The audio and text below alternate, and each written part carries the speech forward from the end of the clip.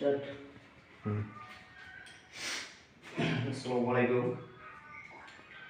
Electric plus plumber সকল ভাইদেরকে জানাই শুভ সকাল।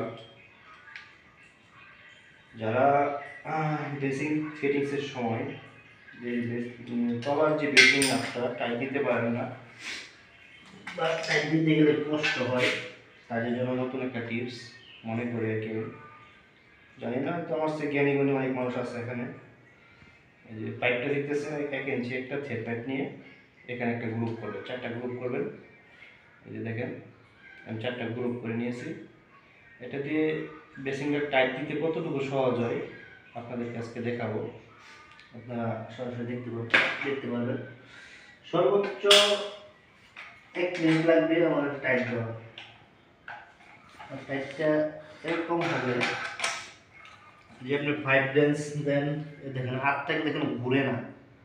আমি যে 3 আঙ্গুল দিয়ে টাইট দিই, আগে টাইট দিতাম, এটা আমার ছিল না, এখানে আমি ঘুরাইতে পারতাম না, টাইটটা দিতে আমার কষ্ট হইত।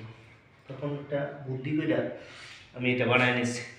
এখন এত সহজ বলার বাইরে, যে দেখেন এটা গ্রুপে বানায় দিছি, বাস আমি এখানে দিয়ে আবার সামনে সামনে আছে কলের মধ্যে ধইরা এই দেখেন আমি টাইট দিয়ে দিছি, বাস সর্বোচ্চ 1 মিনিট আমার কাজ শেষ। অফ করে